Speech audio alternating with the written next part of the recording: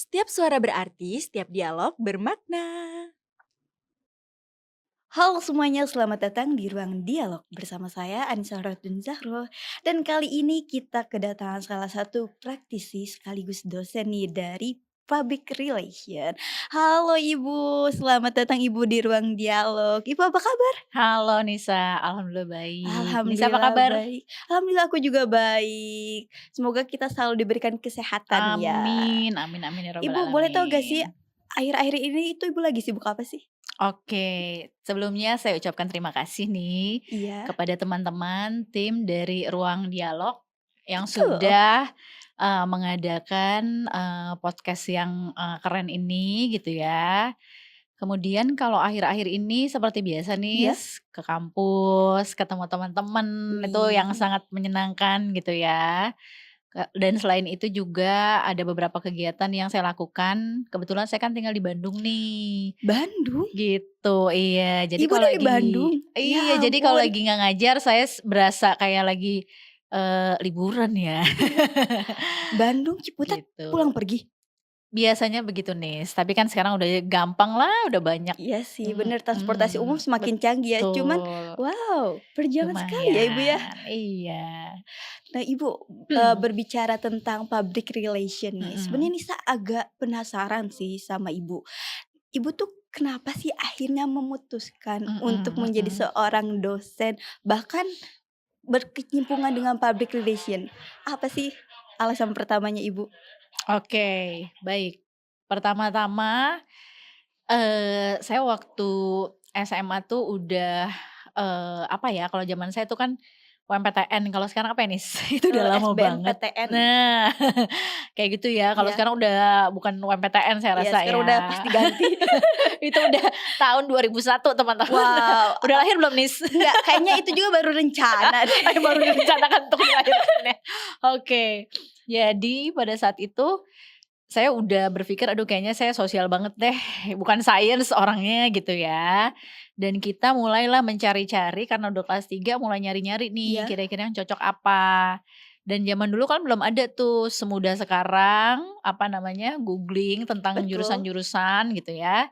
Jadi kita harus, apa, baca-baca di, media cetak misalnya, informasi-informasi seperti itu.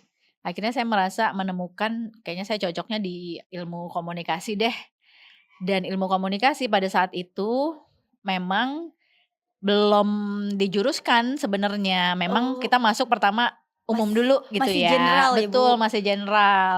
Seiring waktu sama nih kayak teman-teman yang lain, setelah, ketemu dosennya, ngerasain mata-mata kuliahnya kan kita baru tuh ngerasa kayaknya cocoknya di Iya. situ gitu ya, dan saya ngerasa kayaknya saya cocoknya di PR deh, Oh, gitu. Alhamdulillah sekarang juga mengajar di, konsentrasi yang sama, public relations kalau gitu. misalkan boleh tahu ya, Bu, Ibu sejak kapan sih berkecimpungan mungkin menjadi dosen kali ya, Mhm, dosen mhm. public relation ini? Oke, sebenarnya teman-teman dari 2000 saya lupa ya, kalau nggak salah 2012 akhir, sebenarnya saya sempat ngajar di, Vkom Unpad selama kurang lebih 6 tahun Wow, dan, tapi di sana itu ngajarnya, pindah-pindah gitu ya, maksudnya nanti di konsentrasi Ilkom, nanti di oh gitu. konsentrasi iya, di konsentrasi PR, tapi memang banyaknya di PR. Kemudian akhirnya di, 2020 saya pindah ke kampus kita tercinta Oke, ini dan tetap sama gitu ya di Ilkom di konsentrasi, PR. oke. Jadi sih sebenarnya emang nggak kemana-mana lah, di Iya. situ-situ aja. Secinta itu Kak Ibu Iya terhadap bener, public secinta relation. itu. Apa sih yang membuat Ibu sangat menarik terhadap public relation? Mungkin kita sebagai generasi baru nih, generasi Mhm, muda yang di mana sekarang mulai mendominasi, ya kan. Apa sih yang menurut Ibu tuh menarik gitu dari mhm, PR sampai mhm, Ibu mhm. bisa bertahan dari lama tuh, dari SMA kan berarti Mhm, kan Ibu mulai mhm, tertarik sampai akhirnya Ibu langsung terjun mhm. ke praktisinya, itu apa sih, Bu? Oke. Jadi ini menarik juga ya, Iya, Nisa.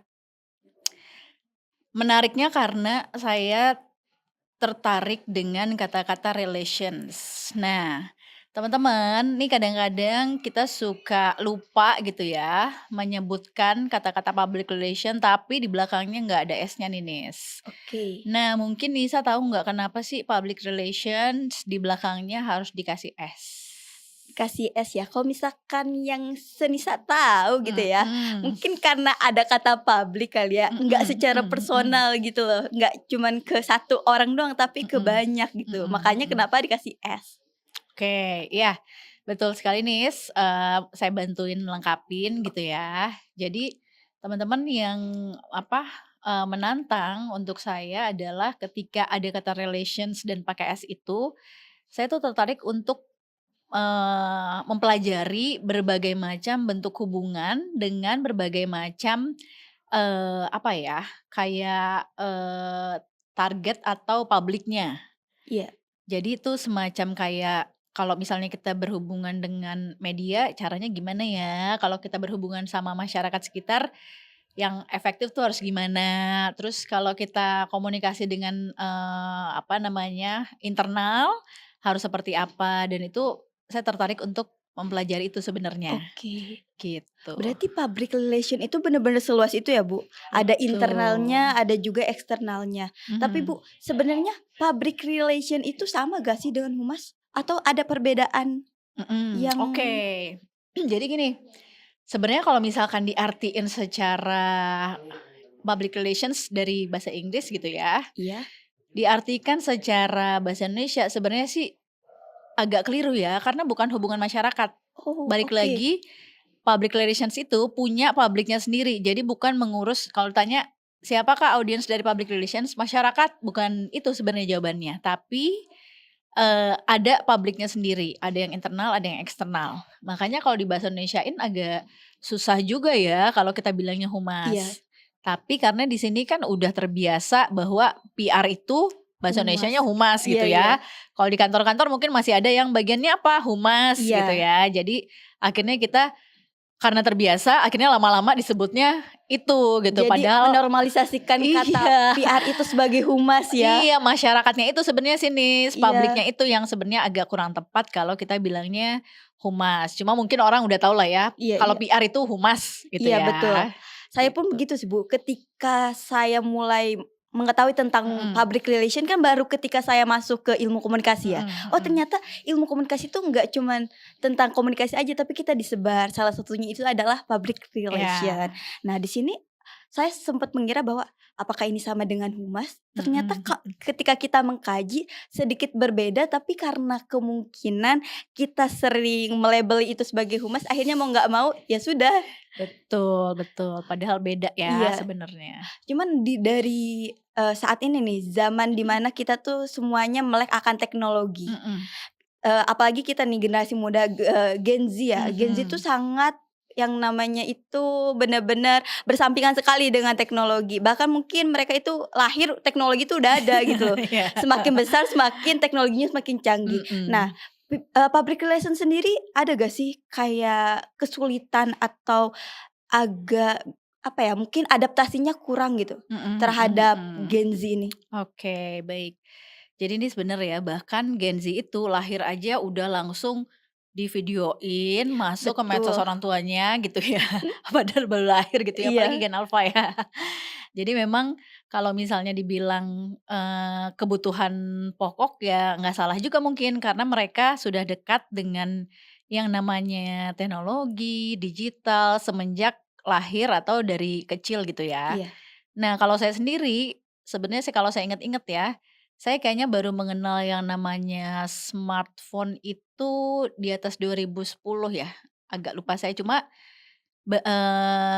yang saya ingat pada saat saya tumbuh, eee, remaja seperti kalian, belum ada tuh di zaman saya tuh, iya iya. apa, teknologi secanggih sekarang gitu ya, smartphone atau bahkan media sosial yang seabrek-abrek Iya, betul sekarang. betul. Betul, jadi memang, ada tantangan tersendiri ketika sekarang, seorang PR itu menghadapi publik yang namanya, generasi Z atau Gen Iya Z. Dan mungkin sebentar lagi juga Gen Z ini bahkan nanti, udah ada yang masuk dunia kerja dan bahkan nanti jadi PR itu sendiri iya gitu ya. Jadi dia tantangannya adalah gennya dia sendiri Iya. gitu kan. Nah, apa sih tantangannya? Pertama, ketika kita dekat dengan, dunia digital, media sosial, yang namanya informasi itu nis berbagai mungkin kalau kita hitung berbagai macam berapa ribu itu gitu ya, masuk informasi yang kalau kita nggak pinter-pinter, kita nggak akan tahu mana informasi yang benar, Iya, mana betul. informasi yang kurang tepat. Iya. Nah, karena Gen Z itu disuguhkan dengan konten-konten yang, sifatnya cepet, Iya, 15 detik, 30 detik, 1 menit betul betul. hilang gitu ya. Jadi mereka akhirnya susah untuk, membaca sesuatu atau, informasi yang agak panjang yang memakan waktu mungkin kalau kita baca satu berita 5 menit. Iya, Suka pada nggak tahan tuh di situ. betul, Bu. Nah, itulah yang menjadi tantangan seorang PR, di mana kita kan nggak bisa kalau ngasih informasi, cuma ngasih informasi 15 detik, apa yang bisa kita sampaikan Nah dalam iya, poin-poin yang betul, nggak harusnya kita dapet. sampein 5 menit, ini malah 15 detik. Iya, Wah, itu berarti tantangan banget ya, Bu? betul, itu tantangan banget walaupun di situ juga kayak memacu Iya, kreativitas untuk kita itu lebih, "Ini kira-kira gimana ya kontennya biar yang ngena?" Karena nggak mungkin juga kita tetap kekeh, "Udah reelsnya 5 menit aja," iya. gitu ya. Sedangkan audiensnya kagak sabar juga kalau nonton sampai 5 menit. Nah, itu sebenarnya tantangan juga di situ sih, lebih tantangannya Oke, gitu. lumayan berat sih ketika mendengar Mhm. bagaimana PR saat ini gitu menghadapi Gen Z yang nggak suka baca terlalu banyak, nggak suka Betul, nonton juga terlalu lama, lama-lama, kecuali betul. nonton drama kali ya. Mereka baru itu nahan sampai Drakor, benar-benar sampai mhm, selesai.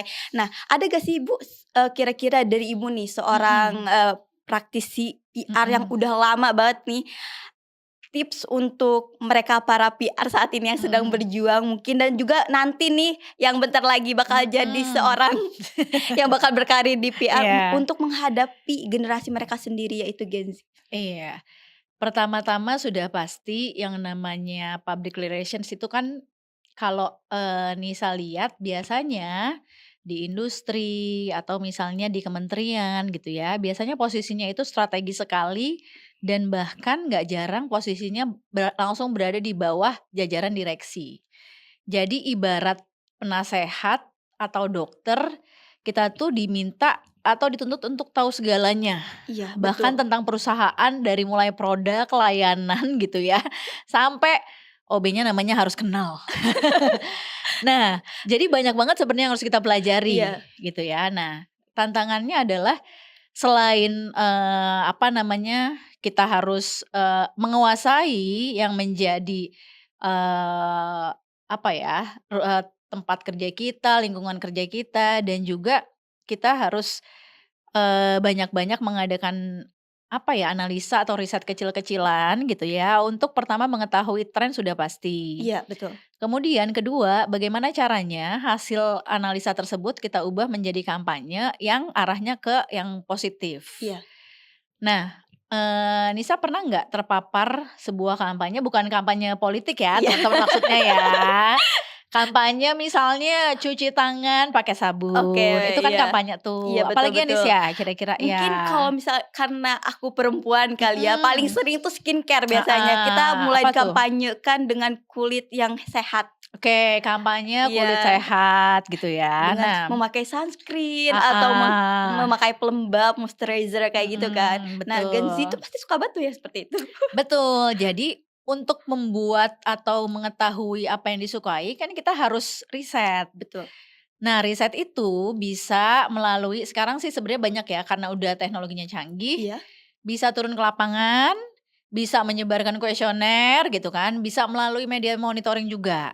oke. Nah, jadi langkah pertama adalah kita riset agar kita bisa membuat, konten atau program kampanye yang tepat sasaran, sesuai dengan yang, disukai Gen Z. Jadi teman-teman, mungkin bisa di-highlight bahwa nggak akan ada satu program yang diperuntukkan bagi segala usia. Oke. Jadi kalau misalkan ditanya, "Ini programnya untuk usia berapa?" Pokoknya semua orang bisa deh, Oh, itu nggak bisa ya, Bu? susah. Harus punya target Betul, tersendiri ya? betul. Jadi misalnya gini, kampanye, apa namanya, dulu zaman saya itu terkenal banget Gangnam Style namanya Oh, ya. kayaknya aku juga sempet deh, sempet Yang ada tapi joget-joget iya, rame-rame. oke, iya iya, bener bener Heeh. bener. Teman-teman bayangin kalau itu target kampanyenya semua usia, terus Iya, usia 70 juga tetap dipaksa untuk yang ada encok itu, Ibu. bener kan? Jadi nggak bisa tuh, makanya harus dibagi-bagi Iya, nih, setiap kampanye punya audiensnya iya, masing-masing. Nah, masalahnya untuk riset itu kadang-kadang kita suka pengen cepet aja gitu betul. ya, sehingga akhirnya pas bikin programnya nggak tepat sasaran. Sebenarnya bukan hanya tips untuk menghadapi Gen Z, sebenarnya itu untuk semua program-program PR Iya, harus mengadakan riset terlebih dahulu, apalagi untuk Gen Z yang iya, tadi tuh, iya. yang kalau baca pengen yang Cepet, cepet-cepet, yang video nggak secara bisa. instan, nggak bisa tuh yang namanya step by step. Chill. Nah, Ibu ada gak sih adaptasi, public relation yang mungkin Ibu rasakan? Karena kan Ibu Mhm, juga merasakan yang sebelumnya dan saat ini kan, zaman pada dulu era ya. saat ini. Ada gak sih perbedaan yang mungkin cukup signifikan? Mhm, oke. Kalau mungkin saya ini ya, jadi saya memulai, karir untuk public relation sebenarnya, di 2000 saya lupa, 2004, 2005 ya. Itu di, Indosat, pernah di corporate secretary. Jadi humasnya itu namanya corporate secretary. Iya. Nah, pada saat itu kan juga saya masih pakai handphone yang, polyphonic gitu. Jadi belum Mmm, bisa ngirim email, iya, bahkan ngirim dokumen lewat handphone gitu ya. Nah, jadi kita masih tuh yang namanya bikin press release diketik, kemudian kita kirim lewat email, kalau enggak kita print, nanti kita kirim ke media-media massa.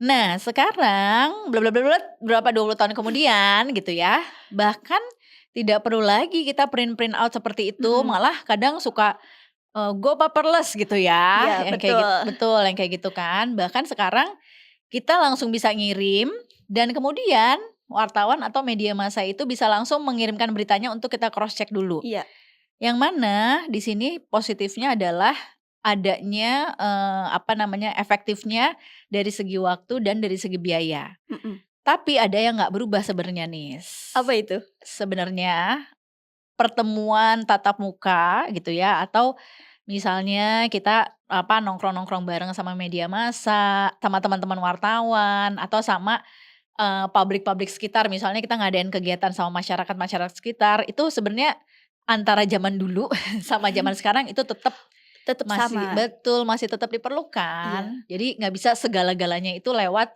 udah deh lewat medsos, mhm. lewat handphone, itu nggak, ternyata belum bisa. Oke Ibu, berbicara tentang medsos nih, aku Mhm. jadi pengen mengulik sedikit. Mhm, Ini kan kita di zaman saat ini ya, semua itu serba cepat kan. mhm, Dengan adanya media sosial, informasi itu bener-bener cepat sekali, mhm, saking cepatnya tuh terkadang tidak terbendung. Nah, untuk PR sendiri sebagai, salah satu jembatan untuk menumbuhkan citra serta menjaga citra dari perusahaan itu sendiri terhadap saat ini kan mudah sekali viral ya, Bu, ya. mhm, Nah, itu seperti apa, Ibu? Untuk tetap viral tapi tetap menjaga citranya? mhm. Oke, bagus sekali nih pertanyaannya teman-teman. Nah, jadi teman-teman pernah nggak dengar, ada beberapa pihak ya yang punya moto atau slogan, "Bad news is good news is It's bad bad news," news. ya. Kalau bagi kita kan PR bad news ya bad news, good news ya Iya, good news gitu ya, dan kita harus transparan kalau seorang PR itu. Tapi ada pihak-pihak yang merasa bahwa bad news is good news.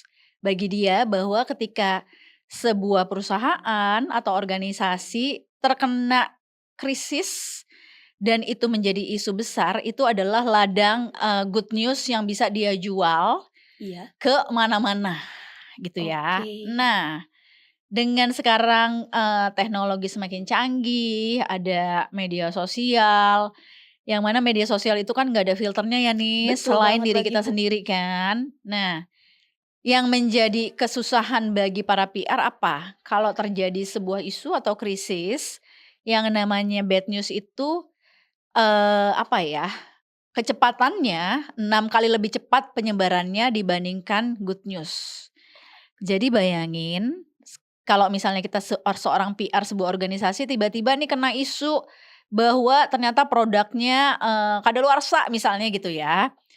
Itu langsung tuh viral kemana-mana 6 kali lebih cepat. Nah, kita bagaimana caranya menangani itu 6 kali juga lebih cepat supaya paling enggak kita jalannya berbarengan gitu antara yang bad news-nya sama yang Iya, klarifikasinya. betul.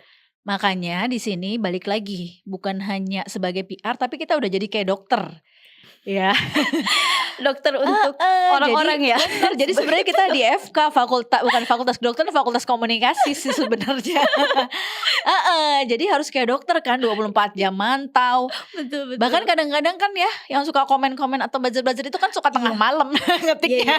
Padahal kan itu waktu kita istirahat, Kita kita harus pasti kenapa nggak pagi aja gitu. Iya bener, jadi disitulah tantangannya. Walaupun kalau kita juga lagi dapat beruntung gitu ya. Iya, Kemudian dapat pemerintahan positif, itu juga menyebarnya kan cepet tuh iya ya. betul. Bagus gitu ya. Tapi ya di satu sisi juga sama. Kalau beritanya negatif pun sama menyebarnya Cepat 6 juga. kali lebih cepat. Itu Itu tantangan sekali ya Bu, ketika tantangan banget. kita dipermudah dengan teknologi dengan aplikasi yang semuanya tuh gampang gitu untuk menginformasikan, tapi tantangannya juga begitu berat. Saking Betul. beratnya mungkin aku sebagai Gen Z agak berpikir lebih keras lagi. Aku sebagai generasi muda yang pengen instan untuk berprofesi sebagai PR itu berat juga ya. Tapi ada gak sih Bu mungkin yang harus aku persiapkan ketika aku tetap nih bersikukuh sebagai PR, karena menurut aku selain ya untuk itu kita keduain dulu ya. PR sendiri tuh menurut aku punya karismatik tersendiri. Nggak tahu setiap kali melihat orang PR yang berprofesi PR, mereka tuh punya vibes yang positif. Jadi kayak wah aku pengen nih seperti mereka anak-anak PR. Tapi itu ketika kita mendengarkan sebuah tantangan yang begitu signifikan, begitu berat sekali, agak Jiper deg-degan ya. juga. Iya. Lemah sekali emang Gen Z ini. Oke, iya. Jadi bener sih teman-teman, saya juga dulu tertarik gitu ya, akhirnya memilih kalau dulu saya kan jurusan Iya. PR, karena saya inget banget ada seorang dosen saya setiap ngajar, dia tuh selalu berpenampilan PR banget. Terus gimana sih kalau PR tuh pakai bajunya kan suka lucu-lucu, Iya, formal gitu ya, gitu Bu. ya. Wah. Terus pakai high heels gitu, aduh kayaknya keren banget. Terus kalau kita lihat sekarang PR misalnya kerjanya di mana nih? SCBD. Wah, gitu ya. kelihatan banget wanita karirnya. Bener. Wah, karir woman banget Iya. gitu ya. Sebenarnya saya juga sama, dulu juga terinspirasinya adalah, ih kayaknya keren banget nih, udah gitu pakai lanyard yang keren-keren gitu Betul. kan. Nah, cuma sebenarnya sih ya Nis, profesi apapun saya rasa ada tantangannya tersendiri lah, Iya. masing-masing punya tantangannya. Hanya kalau untuk PR ini memang eee, di berbagai era memang tantangannya berbeda gitu ya, tapi yang nggak akan pernah beda adalah bagaimana seorang PR itu, karena kita harus pintar menganalisa yang namanya situasi, Iya. menganalisa publik kita itu sekarang posisinya seperti apa gitu ya. Maka yang nggak pernah, nggak pernah boleh stop adalah bagaimana kita terus menggali atau mencari-cari informasi dan bahkan mungkin selalu mengadakan riset kecil-kecilan Oke. agar kita akhirnya bisa, kayak analisa SWOT gitu ya, sehingga kalau Iya, bikin iya. program tepat guna, tepat sasaran, lebih kepada situ sih. Oke, berarti ini Gen Z yang mau jadi public relation, mau nggak mau Semangat. harus ini ya riset ya. Karena nggak Bener. riset itu nggak sesuai. Terkadang malah apa yang harusnya kita sampaikan baik karena kurang riset, Betul. akhirnya malah jadi bad news. Itu kan sangat harus kita singkirkan ya. Nah, tapi menurut Ibu nih terkait hari ini, era saat ini, masa depan seorang praktisi PR itu akan seperti apa sih Bu? Oke. Wah, kalau masa depan Melihat kita jadi cenayang dulu. gini ya, jadi mikirin masa lalu dulu, masa sekarang gitu kan. Oke, sekarang misalnya saya membandingkannya dari yang dulu awal-awal saya jalani sampai sekarang gitu ya, Iya. Nis ya. Oke, kalau misalnya untuk masa depan, saya sih selalu optimis bahwa yang namanya lulusan ilmu komunikasi Iya. itu kayaknya lulusan yang selalu bisa mengikuti perkembangan zaman. Betul. Gitu. Jadi makanya teman-teman kalau misalnya teman-teman masih bingung-bingung mau kuliah jurusan apa, di mana, kayaknya masuk ilmu komunikasi di UMY itu udah tepat sih Anis. Udah keren. Heeh, nih bisa langsung nih praktek-praktek kayak gini Iya. gitu ya Nis. Dan kemudian sudah pasti kita juga dibekali dengan kuliah lapangan, riset-riset yang memang teman-teman perlukan nanti untuk di industri. Oke. Nah, kemudian lalu bagaimana apa yang dihadapi misalnya 5 tahun lagi, teman-teman akan menghadapi hal yang sekarang saya mulai rasakan juga yaitu kecerdasan buatan atau AI. Oke, AI. Ya, walaupun teman-teman itu yang bikin manusia juga gitu ya, tapi tetap kita harus lebih pinter nih dari AI karena AI cuma robot gitu ya, nggak ada yang mengalahkan otak manusia. Betul. Makanya apa yang tidak bisa dilakukan oleh AI adalah riset, balik Iya, lagi betul. Nis, gitu. Riset dan melakukan atau menganalisa sehingga bisa mengambil kesimpulan. Iya.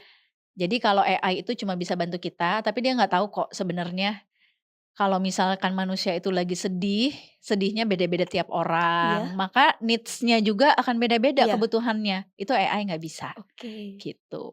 Jadi emosional dari seorang kita manusia, orang-orang itu nggak akan bisa dirasakan oleh AI. Nggak akan Nggak bakal bisa tenang aja. dideteksi oleh AI. Dan itu Iya. menjadi kecanggihan kita sebagai manusia yang telah Allah ciptakan. Bener, makhluk Tuhan yang paling sempurna. Iya, jadi jangan merasa takut, tapi harus tetap up to date juga ya Bu ya. Iya, kita pelajari Iya. AI itu gitu ya, malah kita jadikan sebagai alat bantu. Betul. Makanya tadi balik lagi teman-teman, walaupun udah ada segala macam teknologi yang memudahkan kita untuk berkomunikasi, tetap sebagai seorang PR nantinya harus rajin-rajin mengadakan kegiatan yang tatap muka sifatnya. Oke. Kalau kita nggak tatap muka gini nih, kita kan nggak bisa ngelihat gerak tubuhnya. Betul. Gerak tubuh itu tuh amat sangat menentukan loh, dia itu lagi bad mood atau enggak gitu ya. Itu menurut saya sih masih penting Iya. banget. Dan itu cuma bisa dilihat secara langsung ya Bu ya. Betul. Nah Ibu ada gak sih saran atau masukan yang bisa Ibu kasih nih ke kita, ke anak mahasiswa ilmu komunikasi atau mungkin calon-calon anak ilkom calon. yang nantinya bakal memutuskan untuk menjadi seorang public relation? Ya, oke. Tips-tips ya. Iya. Oke, tips pertama teman-teman. Tips pertama. Tips pertama, kalau teman-teman sudah merasa aduh kayaknya sosial banget deh dan tidak mau memilih jurusan yang nantinya cepat basi. Cepet Nah, basi ya tuh. yang selalu bisa mengikuti perkembangan zaman, ilmu komunikasi udah pasti ya. Sekarang di kantor mana yang nggak butuh komunikasi sebenarnya Nggak ya? akan ada. Betul. Semua perusahaan pasti butuh. Betul. Aneh kalau misalkan nggak butuh komunikasi. Iya kan, bahkan orang introvert pun juga tetap sama, pasti butuh untuk berkomunikasi. Nah, kedua, teman-teman juga harus mengenali bahwa karena ilmu komunikasi luas nih, potensi teman-teman di mana nih? Apakah saya potensinya kita ada apa aja sih? Misalnya di PR atau saya di Nisa Adver ya? Advertising atau mungkin di broadcasting gitu ya. Jadi kenali potensinya di sebelah mana. Nah, khususnya kalau bagi orang PR, teman-teman sebenarnya tidak perlu merasa ada halangan misalnya, tapi saya introvert Bu, misalnya ya. Iya. Bahkan se-introvert-introvertnya orang kan nggak mungkin nggak pernah nggak ngomong dong sama orang lain. Gak mungkin. Iya kan, minimal dia pernah dong ngobrol berdua begini, berarti kan masih bisa lah dia ya. Caranya gimana? Tips-tipsnya teman-teman sebenarnya sekarang gampang, bisa banyak nonton misalnya gimana cara public speaking yang baik di YouTube tuh kan banyak, Iya, betul. gitu kan. Dan kemudian ikut nih kegiatan-kegiatan seperti ini, karena ketika di kelas dapat teorinya, di luar kelas kita harus mempraktekkan teorinya. Iya, betul. Gitu. Jadi organisasi atau kegiatan luar kelas sebenarnya wajib banget untuk anak ilmu komunikasi, khususnya yang merasa introvert gitu ya. Bisa nih ikut-ikut kayak gini. Yang penting jangan males ya Bu ya. Iya. Dan mau mencoba. Terkadang benar. Gen Z itu banyak buat harapan, banyak impian, tapi mereka tuh mager. Tapi mereka tuh nggak mau mencoba, Mager keburu pesimis duluan. Apa tuh namanya? Ngerasa apa? Kayak overthinking? Suka overthinking, bener, suka overthinking. Begitulah Gen Z. Heeh. Nah, seru banget ya Bu percakapan kita Iya. tentang public relation seluas itu dan Mhm. juga tips dan triknya untuk menjadi seorang PR itu Mhm. benar-benar emang harus rajin, apalagi terhadap Betul. risetnya Iya. karena kita akan memahami orang yang akan kita tuju ya Bu. Betul, Publik luar yang akan dalam. kita tuju. Nah iya. Jadi nggak semudah itu tapi kita bisa pasti Bisa. ngejalaninnya kalau kita mau belajar. Betul. Terima kasih Ibu atas Sami-sami, waktunya sudah Nisa. meluangkan, sudah mau berbincang-bincang, berdialog bareng sama kita di ruang Sami-sami. dialog. Oke, See you terima kasih di juga. next time. Mungkin kita bisa lagi ngobrol lebih banyak Boleh kali ya. boleh dong Atau kita ya. langsung terjun nih ke perusahaan. Boleh banget. Terima Aman. kasih juga buat penonton yang sudah menonton ruang dialog. Karena setiap suara berarti, setiap dialog bermakna. Sampai jumpa lagi di next episode. Bye-bye. Dadah. Makasih ya, Nis. Terima kasih Ibu Isti.